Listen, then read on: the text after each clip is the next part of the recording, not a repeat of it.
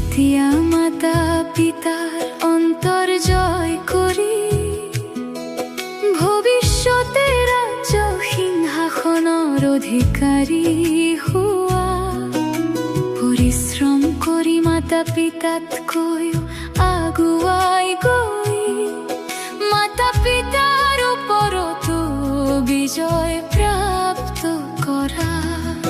দেহ অভিমানেৰে আত্মা অভিমানী হোৱা, কৰ্মেন্দ্ৰিয়ৰ দ্বাৰা শিক্ষা ধাৰণ কৰা।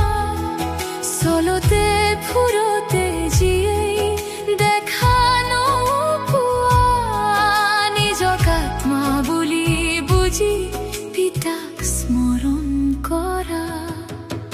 শান্তি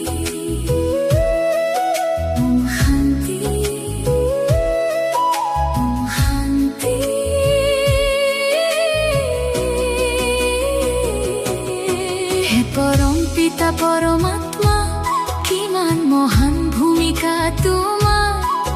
তুমি পিতা মাতা, তুমি পৰম শিক্ষক, তুমি সৎ গুৰু, তুমি জ্ঞানৰ সাগৰ, তুমি প্ৰেমৰ সাগৰ, তুমি মুক্তিদাতা, তুমি পতিত পাৱন। পতিত সৃষ্টি পতিত শৰীৰ তাহা, সৃষ্টিৰ আদি মধ্য অন্তৰ ৰহস্য শুনাই মনুষ্যৰ পৰা দেৱতা কৰি তোলা।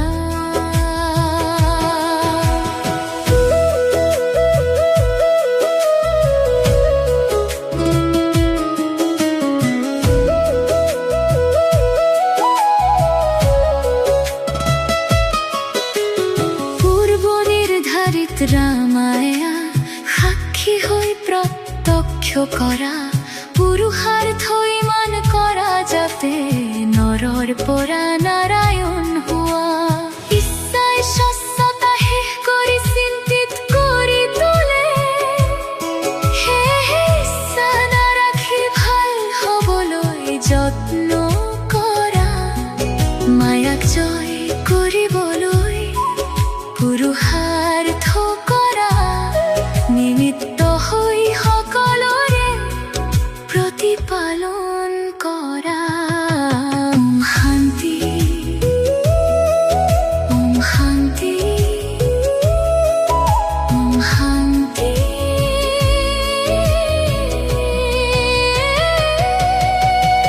নতুন সৃষ্টিত নতুন ভাৰত, নাম যাৰ সত্য যোগ।